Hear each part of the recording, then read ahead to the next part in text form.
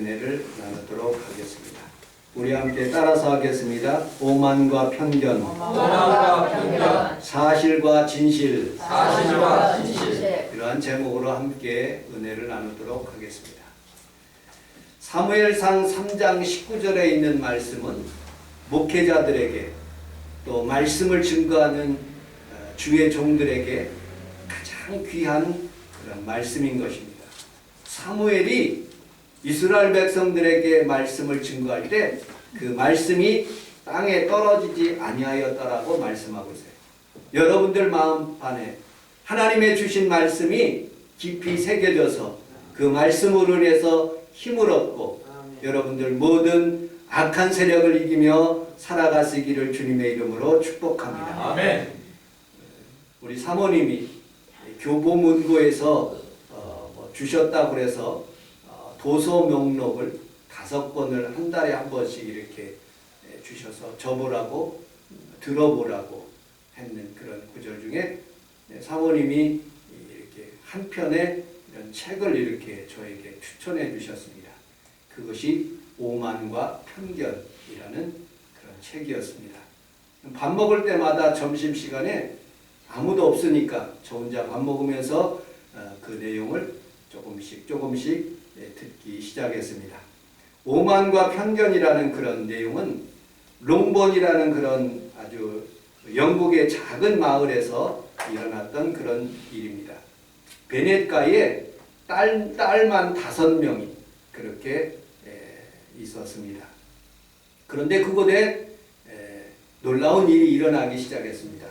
런던에서 살고 있는 부자 청년들이 그곳에 오게 되었지요.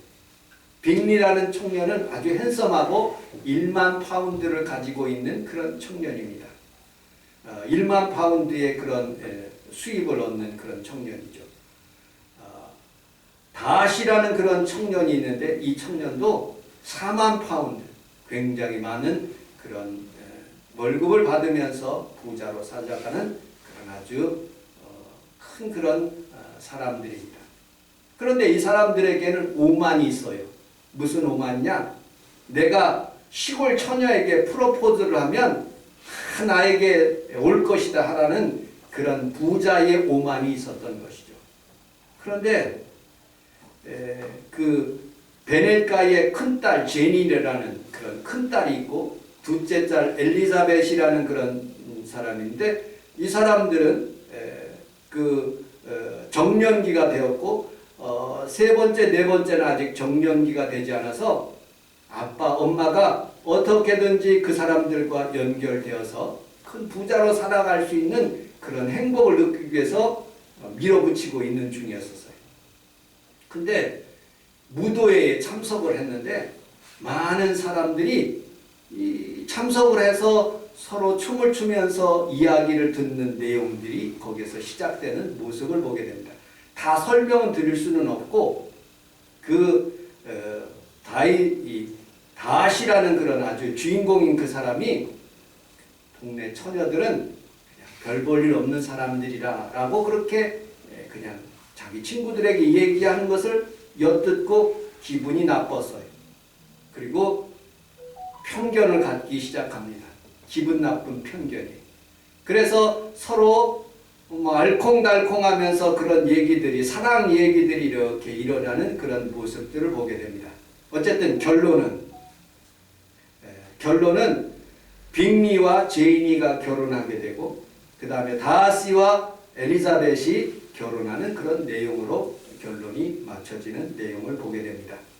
사람이 편견을 가지고 있으면 다른 사람을 사랑할 수가 없게 되고 내가 오만을 가지고 있으면 나를 사랑하지 못한다. 내가 오만하고 교만하면 다른 사람이 나를 사랑하지 않는다. 그것이 이 책의 어쨌든 결론입니다. 저는 이 책을 설명하기 위해서 그게 설교를 하기 위한 것은 아닙니다. 예수님 당시에도 오만과 편견이 있었어요. 신약 성경을 잘 읽어보면 이스라엘 백성들이 오만과 편견을, 특별히 오늘 성경에서 본문에서 나타나는 바리새인과 서기관들이 오만과 편견을 가지고 있어요. 예수님이 이 땅에 오셨는데 이스라엘 백성들을 많은 사람들을 구원하기 위해서 이 땅에 오셨고 그 민족을 하나님의 축복으로 받기 위해서 오셨어요. 그런데 그들의 생각은 오만과 편견을 가지고 있어요. 예수가 무슨 하나님의 아들이냐?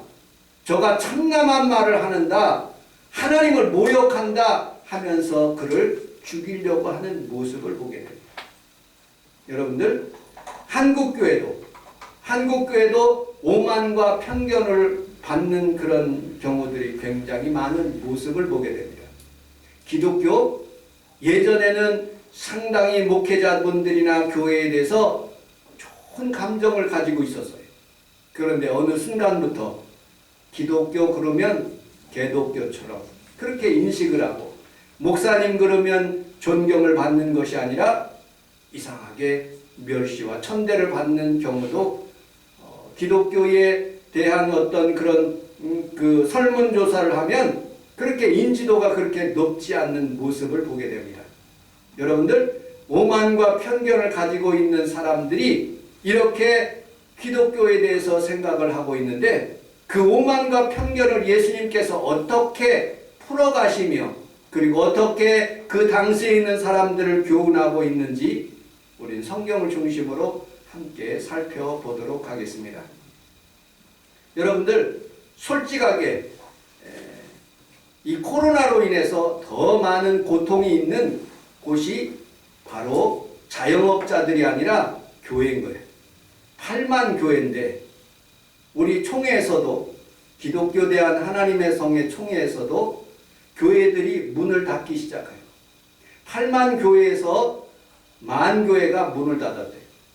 우리 기독교 대한 하나님의 성의 서울 서부지방에서도 재정으로 감당할 수 없으니까 교회들마다 세를 살고 있는 교회들, 삼각교회 교회들이 문을 닫기 시작한 거예요.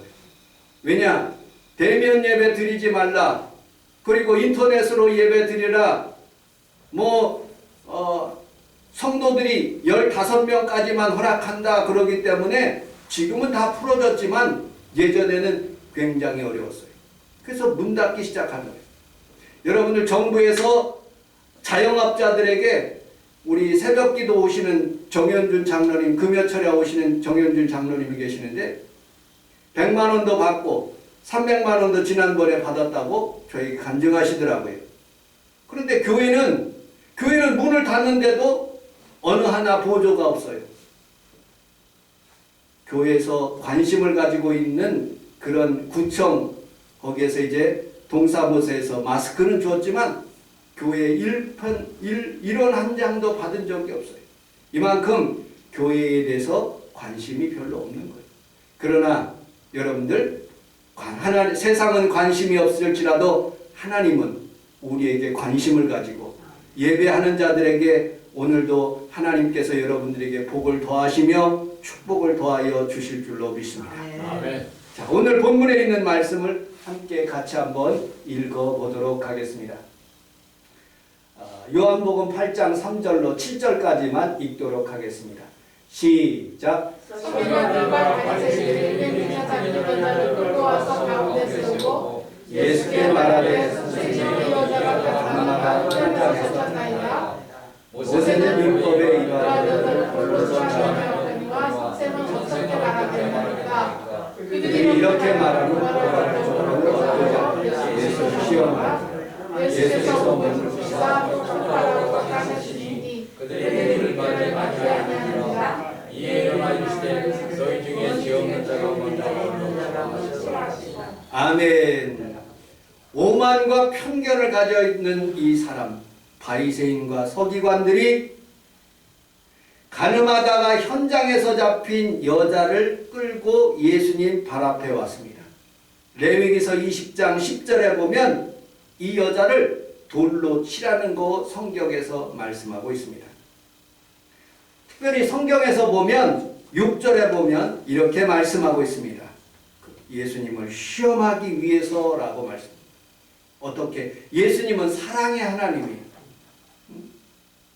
이 여자가 끌고 왔으면 이 여자를 사랑한다 하면서 풀어줘야 되는데, 모세율법 하나님의 법에는 돌로 치라는 거예요. 그러니 이러지도 못하고 저러지도 못한 그런 상황 가운데 있었어요. 예수님께서 아무 말씀 하시지도 않으시면서 글에다가 무엇인가 열심히 쓴 모습을 보게 됩니다. 그리고 난 뒤에 너희들이 죄 없는 사람이 있으면 이 여자를 돌로 치라고 말씀하고 있습니다. 문맥상으로 무엇인가 썼다고 그랬는데 성경에서는 굳이 알 필요는 없어요. 그런데 제 느낌, 제 생각이 그냥 제 생각은 이 사람들의 죄를 쓰지 않았을까. 어떤 목사님은 10계명을 썼다는 목사님도 있어요. 어쨌든 문맥상으로 봤을 때는 무엇인가 썼는데 그들의 죄가 있는 자는 돌로 치라고 말씀하였고, 그리고 모든 사람들이 죄가 있으므로 돌을 놓고 어린아이 장년으로부터 시작하여 노인까지 다 나갔다라고 그렇게 표현했고, 그 부분에는 예수님께서 이 여자에게 나도 너를 정죄하지 않는다 하면서 다시는 죄를 짓지 말라라고 하시면서 그 여자를 돌려보내는 모습을 보게 됩니다. 여러분들 솔직하게 직접적으로 이 바리새인과 서기관, 오만과 편견으로 가득한 이 바리새인과 서기관들이 이 여자를 그 즉시에 처단할 수 있었어요. 아니, 로마 법정으로 데리고 가야지 왜 예수님에게 데리고 옵니까? 그래야지 죽일 수 있는 문제가 아닙니까? 그리고 여러분들, 이 사람 혼자만, 이 여자 혼자만 그렇게 간음했습니까? 남자가 있어야 되지 않습니까? 성경은 이 간음하다가 현장에서 붙잡힌 여자의 그런 관점이 아니라 구약 성경을 자세히 읽어보면 다윗이라는 사람이 간음을 했어요. 그런데 밧세바는 별로 하나님의 말씀이 별로 없어요. 그런데 다윗이 하나님 앞에 살아가면서 하나님 내가 이런 죄를 졌습니다 하고 다윗이 하나님 앞에서 철저하게 회개하는 장면들이 있어요. 대부분이 남자가 짓는 죄들이에요. 그런데 이 오만과 편견을 가득한 이 바리새인과 서기관들은 이 남자는 빼놓고 여자를 끌고 온 거예요. 어찌 보면 하나님 앞에서 이 예수님을 시험에 빠뜨리고 그리고 어려움을 죽이고 골탕을 먹이기 위함의 모습을 보게 됩니다. 또 구약 성경을 자세히 읽어보면 비느하스라는 그런 사람이 있어요. 이 사람이 간음하고 있는 사람들의 모습을 보고 그쪽으로 들어가서 그 장막 가운데 창을 그 남자와 여자를 찌르는 모습을 보게 됩니다. 똑같이 심판을 받게 하는 거예요. 근데 오늘 성경에서는 오만과 편견이 있는 이 바리새인과 서기관들 때문에 예수님이 고난을 당하고 그리고 어려움을 당하는 모습을 잘 해결하는 모습을 보게 됩니다. 여러분들, 오만과 편견이라는 그런 사실 위에 더 깊게 흐르는 그런 내용들이 있어요. 무엇이냐? 사실과 진실이라는 거예요. 여러분들, 사실이라는 그런 사전적인 의미는 이러한 말입니다. 실제로 일어났었던 일, 현재 되어지고 있는 사실.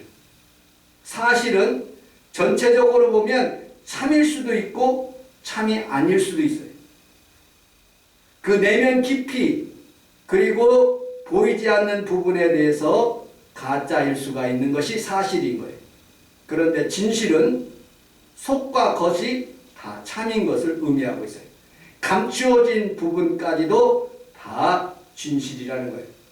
그래서 사실이라는 그런 영어 사전에 보면 팩트라고 표현되어 있어요. 근데 진실은 true, 진리 이렇게 표현되고 있어요. 여러분들 설명을 조금 더 깊게 들어가자면, 쉽게 이야기하자면 이러합니다. 여러분들 우리나라의 인터넷, 공중파, 종합편성, 신문, 라디오 여러 개체에서 어떤 사실들, 팩트에 대해서 이야기를 하는 거예요.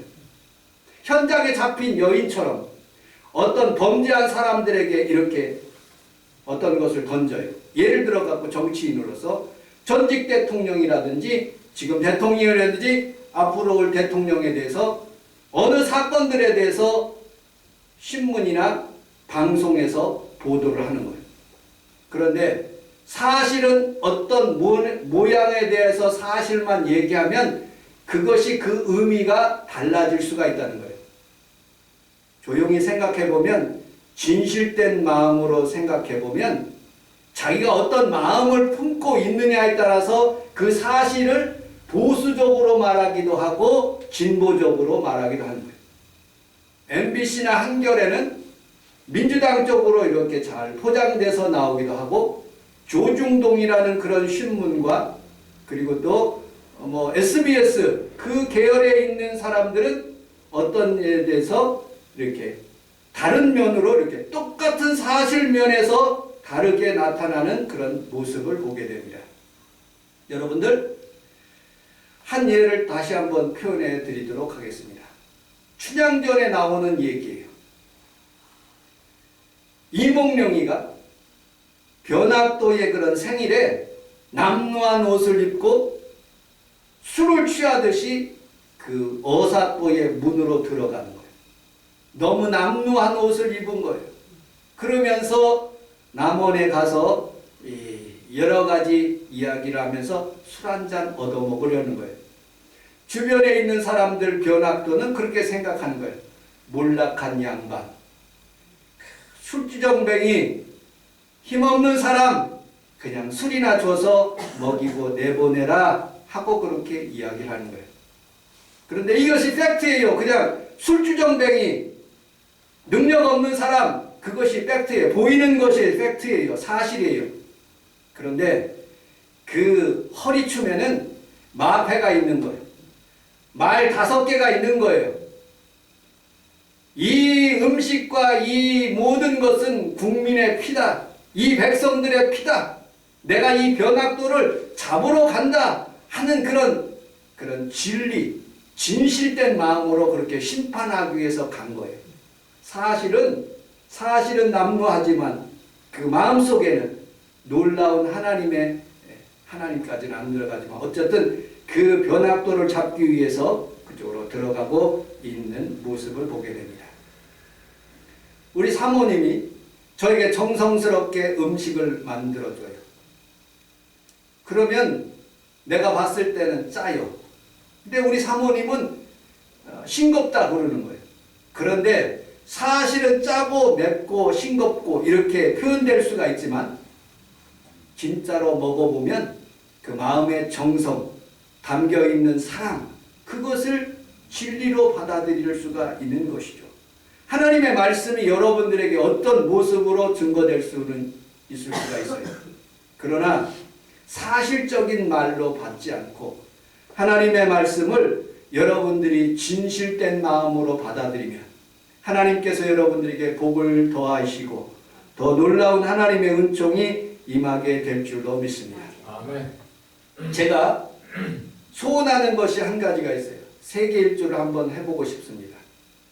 언젠가는 잘 모르겠지만 제가 비행기를 타고 반듯하게 인천공항을 통해서 미국을 갔다가 영국을 갔다가 그 다음에 이스라엘을 갔다가 그 다음에 중국을 갔다가 한국에 오는 거예요. 제가 생각하기로는 반듯하게 가지만 전체적인 사실적인 그런 내용을 벗어나 진리적인 그런 말에 의하면 원을 돌고 있는 거예요. 내가 열심히 비행기를 타고 직진하는 것 같지만 그러나 한 바퀴 도는 원과 같은 거예요. 무지개가 공중에 떠 있어요. 우리 눈에는 원과 같이 있지만 그러나 그것은 전체로 보면 구와 같은 것을 표현되고 있다고 하는 모습을 보게 됩니다. 여러분들, 우리는 살아가면서 오만과 편견으로 살지 않고 사실적인 모습으로 살지 않고 하나님의 사랑으로 진리로 살아갈 수 있는 귀한 성도들이 다 되시기를 주님의 이름으로 축복합니다. 아멘. 바리새인과 서기관들은 율법으로 접근하지만 예수님은 이 여자를 진실된 모습으로 사랑으로 다시 용서함으로 살게 하는 모습을 보게 됩니다. 여러분들의 삶도 진실된 삶을 살아갈 수 있는 귀한 성도들이 다 되시기를 주님의 이름으로 축복합니다. 아멘. 성경 마태복음 26장 한 번만 더 살펴보도록 하겠습니다. 26장 6절로 9절까지 같이 한번 읽어보도록 하겠습니다.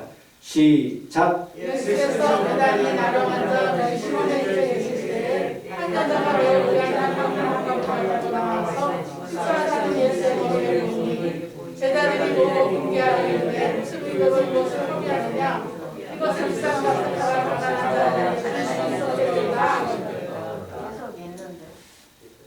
그 뒤에도 읽어봅시다. 시작. 예수께서 하시고 그들에게 이르시되 너희가 어찌하여 여자를 분개하느냐 누가 내게 주는 일을 하느냐 가난한 자들은 항상 너희와 함께 있거니와 나는 한 사람도 있지 아니하리라. 이 여자가 너희이 하나님을 부르짖되 자기들의 장례를 위하여 합니다. 내가 진실로 너희에게 이르노니 온 천하의 곳에서 이 몸에서 살아갈 곳에서는 이 여자가 하나님을 더 바라고 깨끗하라 하시니라. 가장 포인트 되는 우리 8절을 한번 같이 한번 읽어보도록 큰 목소리로 8절 시작. 제자들이 보고 분개하였는데 무슨 의도로 이것을 하게 하느냐. 아멘. 팩트라는 것은 제자들이 분개했어요. 이걸 왜 낭비하느냐? 왜 이걸 가서 깨트려 가지고 낭비하느냐? 그것이 팩트예요. 가난한 사람들에게 더 주어서 더 좋은 일을 하는 것이 낫다라고 그렇게 표현되고 있어요. 이게 팩트예요. 근데 우리 주님은 진실된 마음의 이 여자의 모습을 본 거예요. 이 여자가 정성스럽게 주님 앞에 드리는 그 마음을 받아주신 것이죠. 지금 이 사건을 지금 현대의 한 교회로 옮겨보도록 하겠습니다. 어떤 사람인지 여자인지 남자인지는 구분하지 않지만 이 사람이 300일 동안 일당을 벌어가지고 300데나리오니까 한 데나리오는 하루 일당이니까 300일 동안 모아가지고 주의 성전에 드렸어요. 그 재직회가 일어난 거예요. 당회가 일어났습니다. 큰 교회에서. 계산을 하면 10,000원씩 벌었다면 300만 원이고 하루에 10만 원씩 벌었다면 3,000만 원을 이렇게 헌금을 드린 거예요. 이걸 쓰는 문제가 발생됐어요. 교회에서. 이걸 어떻게 쓸까? 가난한 사람들에게 주고 선교하는 것이 더 좋다. 아니다. 목사님을 위해서 그 돈을 썼으면 좋겠다. 대부분의 교회들은 결론이 제자들의 결론으로 따라갈 거예요. 그래도 굳이 하고 선교하는 일에 써야지요. 이게 팩트예요. 그런데 우리 주님은 그것을 원하지 않는 거예요. 우리 주님은 그 여인의 마음을 받아주셔서 자신을 위해서 그렇게 모든 것을 이렇게 헌신하시는 그 모습을 보면서 이 여자의 일을 기억하며 그 마음에 정말로 귀한 것을 칭찬하시는 본문이 오늘 본문인 거예요. 그래서 우리 주님께서는 이렇게 말씀하시는 거예요. 내가 사실로 너희에게 이르노니 그렇게 말하지 않아요. 내가 진실로 너희에게 이르노니 라고 성경은 누차게 말씀하고 있어요. 우리는 살아가면서 사실적인 오만과 편견으로 살지 않고 사실적인 면으로 살지 않고 진실된 면으로 살아야 돼요. 이 여인이 우리 성도들이 정말로 하나님 앞에서 내가 물질이 없어요. 그런데 하나님 앞에 오면서 정성스럽게 드리는 얼마 안 되는 헌금이라도 하나님이 그것을 기뻐 받아주신다. 그런 모습으로 받아들여야 돼요. 여러분들, 이 여자가 왜 그렇게 예수님에게 부어드렸을까요? 이 여자에게는 예수님이 구세주인 거예요. 예수님이 치유자인 거예요. 예수님이 반석인 거예요. 예수님이 부활의 주님인 거예요. 예수님이 메시아인 거예요. 자신의 죄를 씻어주시는 분이에요. 대제사장으로서 나의 눈물을 씻겨주시는 분이에요. 수고하고 무거운 짐을 모든 것을 담당하신 분이에요. 여러분, 길거리에 갔다가 내가 갑자기 심장마비로 쓰러졌어요. 어떤 사람이 심폐소생술을 하면서 나를 살려줬다고 생각해 보세요. 얼마나 그분에게 감사할까요? 우리 주님은 나를 위해서 십자가에 달려 돌아가시고 나에게 구원함을 주셨을 뿐만 아니라 영생과 축복과 영원한 삶을 나에게 주신 분이에요. 아멘. 그에 대해서 감사함으로 드리는 거죠. 그래서 어떤 가치보다도 예수님은 최고의 가치인 거예요. 그래서 그거를 생명의 은인처럼 아낌없이 깨어서 부어드리는 거예요. 팩트로 표현하면 예수님의 제자들은 인본주의로 사는 거예요. 이거를 세상을 위해서 흘려보내야 된다. 옳은 말이에요. 근데 더 깊이 들어가 보면 진실로 내가 내 마음에 있는 진정한 마음으로 생각해 보면 이 여자의 헌신된 마음을 우리가 읽어야 돼. 우리는 살아가면서 사람을 모습으로 보지 않고 하나님께서 주시는 귀한 생명체로 하나님께서 우리에게 주시는 자녀들을 내가 하나님 앞에서 귀하게 인도하며 하나님 말씀으로 살게 하는 그런 책임으로 내가 살게 될 때 여러분들에게 더 놀라운 하나님의 은혜와 은총이 임하게 될 줄로 믿습니다. 아멘. 빅터라는 바보 빅터라는 그런 사람이 있었습니다.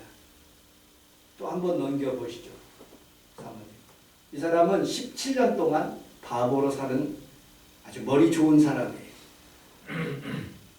이 사람이 어느라고 학생들로부터 놀림을 받았어요. 중학교 1학년 때 IQ 검사를 한 거예요. IQ 검사. 그런데 얼마가 나왔냐면 73이 나온 거예요. 73. IQ 73. 그러면 그렇지 하고서는 주변에서 다 놀림을 받기 시작한 거예요. 그리고 학교 생활을 적응을 못했어요. 그리고 삶을 살다가 어느 날 큰 101번 고속도로의 광고에 무슨 광고가 나왔는데 사람들이 다 풀지를 못하는 거예요. 그런데 이 빅터라는 그런 아이가 그 광고에 있는 것을 풀기 시작해가지고 거기에 웹사이트에 보면 이 답을 아는 사람들은 자기 회사로 보내라는 컴퓨터 회사에 그런 내용이 거기에 적혀 있는 거예요. 그래서 그 문제를 풀어갖고 답을 그 회사에 보냈어요. 그런데 그 회사에서 단 한 사람, 이 아이밖에 응모한 사람이 없어서 그 아이를 자기 회사의 직원으로 채용한 거예요. 그리고 이 아이와 함께 이렇게 회사 생활을 하는데 적응을 못하는 거예요. 그래서 그 회사를 퇴임하고 그는 자기 집에 있었어요. 그런데 어떤 사람이 그 마을에 와가지고 어떤 사람을 물어요. 이 마을에 IQ가 제일 좋은 사람이 살고 있다고 그러는데 그 사람을 만나기 위해서 왔다는 거예요. 미국 내에서 최고 머리 좋은 사람이 이 동네에 살고 있다는 거예요. 그 사람이 누구냐? 빅터라는 거예요. 그래서 그 사람을 찾아가서 당신이 우리나라에서 IQ가 세계 최고고 우리나라에서 최고고 그 다음에 내가 두 번째다. 그러니 당신을 존경해서 왔다고 그렇게 얘기한 거예요.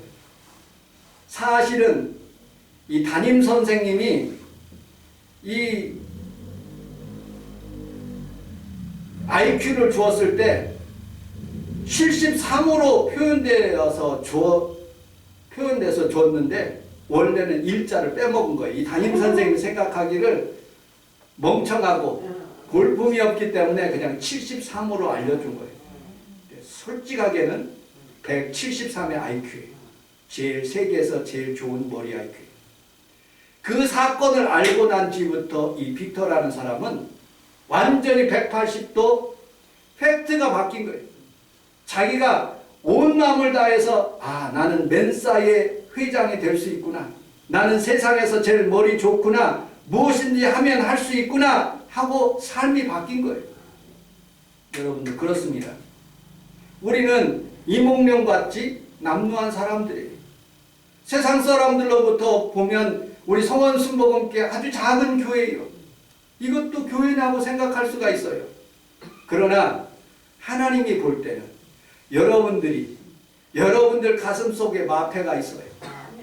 여러분들 삶 속에는 하나님의 자녀되는 권세가 있어요. 아멘. 그리고 여러분들 여러분들 삶 속에는 하나님께서 함께 하신다는 놀라운 은혜와 은총이 있어요. 주님과 동행하는 한 세상이 되는 거예요.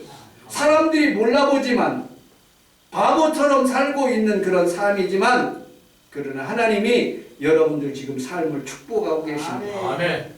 여러분들 사실적인 면 오만과 편견으로 사람을 보지 않고 진실된 마음으로 사람을 보면 그 사람이 참 좋은 사람이에요. 하나님의 사람이에요. 우리 성원 순복음교회도 참 좋은 교회예요.